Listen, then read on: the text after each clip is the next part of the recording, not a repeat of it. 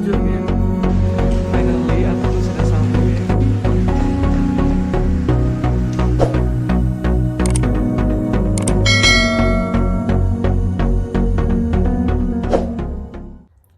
Halo Rimbawers, Assalamualaikum warahmatullahi wabarakatuh. Insyaallah Om Swastiastu, Namo Buddhaya, salam kebajikan. Senang sekali hari ini saya Felix Rimba dapat kembali hadir untuk membuat konten untuk teman-teman semua. Yang pada kali ini Felix akan bercerita sedikit mengenai seleksi program beasiswa LPDP yang Felix ikutin kemarin di batch 2 di tahun 2021. Yang biasanya Felix itu ngomongin masalah pajon, tapi kali ini kita akan bincang-bincang tentang proses seleksi LPDP di tahun Felix, dan juga Felix bakal kasih ke teman-teman semua pengalaman-pengalaman yang luar biasa yang Felix alami dan bakal bisa menjadi contoh bagi teman-teman semua. Ambil yang baik dan tinggalkan yang buruknya. Baik teman-teman semua, mungkin sudah tidak asing lagi dengan LPDP ya, Lembaga Pengelola Dana Pendidikan. Nah, seperti ini ya, saya pakai kaosnya merchandise dari LPDP. Seneng banget dapat itu, tapi bukan itu yang mau kita bahas hari ini. Tapi kita bakal bahas mengenai apa itu LPDP dan bagaimana seleksi-seleksi yang dilakukan oleh LPDP di tahun ini dan tahun-tahun sebelumnya, bahkan tahun teman-teman di 2022 ini. Nah, jadi teman-teman semua dimanapun berada, LPDP itu tidak mengenal sistem kuota ya teman-teman. Nah, sistem kuota itu tidak ada di LPDP, tapi LPDP itu adalah sistem kelayakan. Jangan pernah takut melihat saingan-saingan yang begitu banyak sampai 9.000 orang di tahun saya. Tapi bagaimana teman-teman untuk mengalahkan ketakutan itu sendiri dalam hati teman-teman. Karena nggak ada lagi yang bisa menyemangati kita kalau nggak diri kita sendiri, seperti itu. Nah, jadi itulah yang Felix rasakan kemarin dalam mengikuti seleksi LPDP batch kedua ini, yang otomatis ya, kalau secara logika saja yang tidak lolos di seleksi tahap pertama pasti bakal ikut ya. Saat mau mencoba LPDP, Felix agak sedikit khawatir untuk beberapa kemungkinan tidak lulus, kemudian ditolak dari segi administrasi karena Felix nggak punya prestasi yang lebih daripada teman-teman semua. Felix itu agak sedikit minder, tapi Felix selalu kuatkan dalam diri, life is either daring adventure or nothing gitu kan. Hidup adalah perjuangan teman-teman. Kalau teman-teman itu nggak bisa berjuang, ya teman-teman silakan mengikuti arus, ya silakan tidak bisa untuk maju gitu kan. Nah, jadi di sini LPDP hadir untuk membantu teman-teman semua menggapai cita-cita teman-teman semua sampai sekolah ke seluruh penjuru negeri, baik dalam negeri maupun luar negeri. Jadi LPDP itu mengcover dana pendidikan teman-teman dan juga dana hidup teman-teman yang ada dalam negeri dan juga di luar negeri ya. Nah, jadi di situ itulah enaknya kita bisa bergabung dalam keluarga besar LPDP, bukan dari uangnya, tapi bagaimana kita bisa melanjutkan pendidikan tanpa memikirkan dari dana apapun lah itu yang ada dari tuntutan. Tanggal 6 Desember 2021 dinyatakan lulus sebagai awardee LPDP batch 2 tahun 2021 adalah anugerah terbesar dalam hidup saya. Saya merasa kayak gak nyangka gitu kan, bisa mengalahkan ribuan orang ya kan. Saya termasuk salah satu orang yang lulus bisa mengalahkan ribuan orang yang lainnya gitu.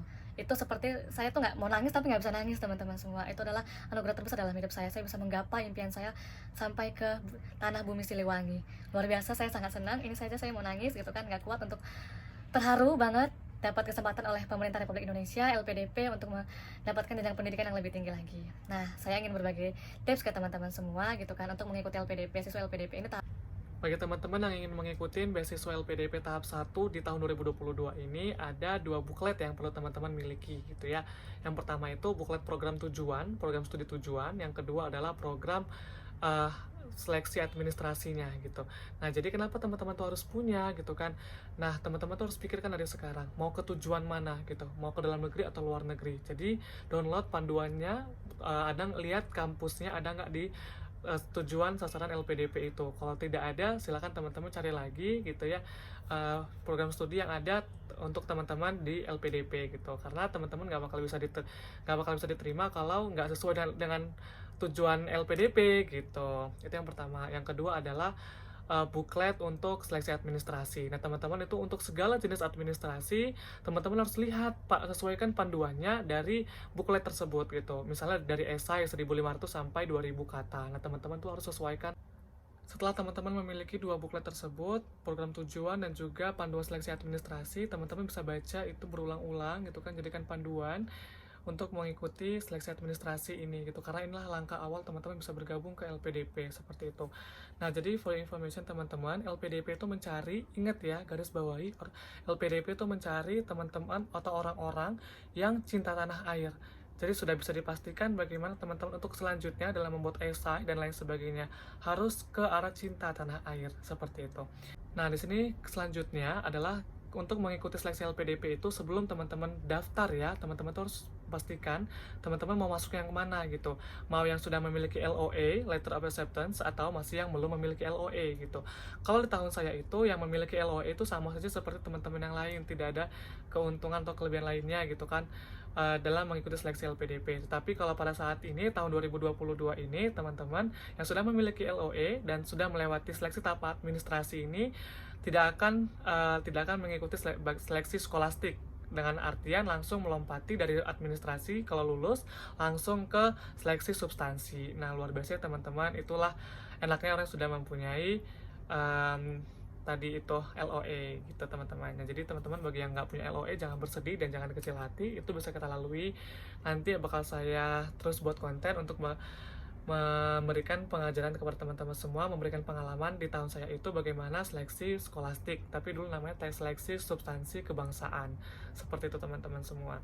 Nah, jadi di tahap di tahap saya dulu ya, kalau saya mengambil pengalaman dari tahap saya itu, saya memiliki tiga tahap seleksi. Tahap pertama itu ada namanya seleksi administrasi, yang kedua itu seleksi substansi akademik dan kebangsaan, yang ketiga adalah seleksi wawancara atau seleksi yang terakhir.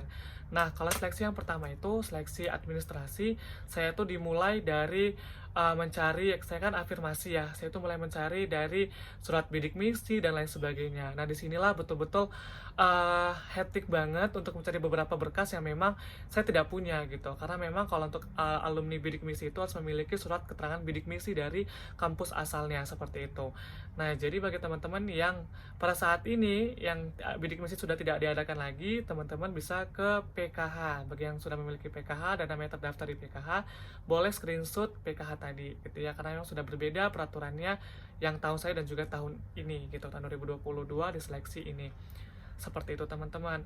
Nah, jadi di saya kemarin itu seperti itu. Ada beberapa berkas yang memang agak sedikit perlu penekanan ya. Seperti ijazah, jangan sempat terpotong karena pinggir-pinggirnya. Kemudian juga untuk TOEFL itu betul-betul harus pas porsinya untuk di scan gitu, jangan sempat ada yang hilang angkanya, ada yang kurang dari informasi yang tercakup di dalam situ gitu. Nah, itulah dia dari kelengkapan berkas.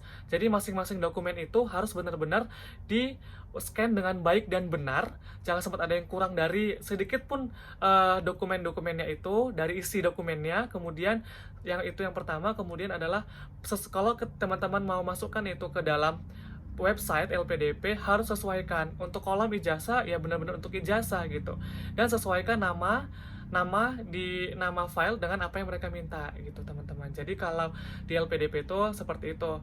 Jadi nanti teman-teman tuh bakal ada namanya kolom angka. Jadi isi kolom-kolom angka sesuai dengan angka yang ada. Seperti contohnya KTP. Nah, jadi kalau saya kan KTP-nya itu ada berapa angka gitu kan, 1208 dan sekian-sekian gitu. Itu kita bakal masukin ke angka tersebut gitu, ke kolom angkanya.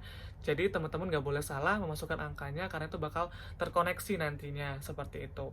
Nah, jadi itulah seputar seleksi administrasi secara tipis-tipis dulu. Ntar saya bakal bedah secara keseluruhan untuk seleksi administrasi. Nah, jadi memang di seleksi administrasi ini yang paling perlu ditekankan dari teman-teman semua adalah dua hal teman-teman, yaitu esai dan juga TOEFL. Masih banyak dari teman-teman yang masih TOEFL-nya itu di bawah. Kalau saya kemarin untuk administrasi TOEFL di afirmasi itu saya kemarin 400 ya, minimal 400. Alhamdulillah saya lewat dari itu, jadi bisa mendaftar. Nah, jadi kalau teman-teman masih di bawah itu, silakan ikuti pendaftaran TOEFL gitu kan, sampai mendapat minimal 400 bagi yang ingin mendaftar di keluarga prasejahtera ini, seperti itu. Selanjutnya adalah esai. Esai ini bisa dibilang lebih sulit gitu ya, karena banyak sekali orang-orang yang terkendala dalam membuat esai gitu. Apalagi ini pakai minimal 1.500 sampai 2.000 kata. Luar biasa teman-teman semua. Esainya tentang kontribusi kembali ke Indonesia. Mengambil cerita dari pengalaman saya itu di batch saya itu dikasih 6 poin ya. 6 poin untuk panduan membuat esai. Tapi pada seleksi tahap ini LPDP hanya mencantumkan hanya judulnya saja dan juga persyaratannya minimal 1.500 sampai 2.000 kata.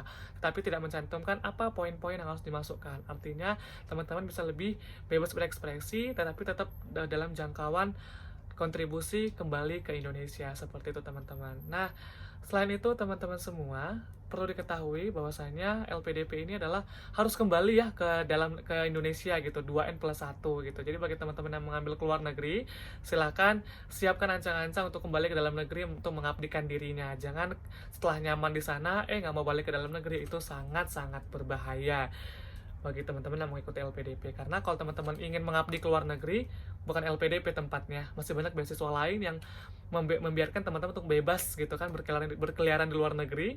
Tapi kalau di LPDP ini teman-teman harus kembali mengabdikan diri untuk Indonesia. Baik teman-teman semua, sekian dulu video perkenalan dari Felix untuk LPDP dan juga pengalaman Felix mengikuti seleksi LPDP Batch 2 tahun 2021. Tetap semangat teman-teman semua untuk mengikuti seleksi LPDP tahap 1 2022 ini. Tetap semangat dan jangan pernah putus asa, karena Felix akan tetap menemani teman-teman dalam membuat konten-konten berikutnya dalam setiap seleksi. Terima kasih. Assalamualaikum warahmatullahi wabarakatuh.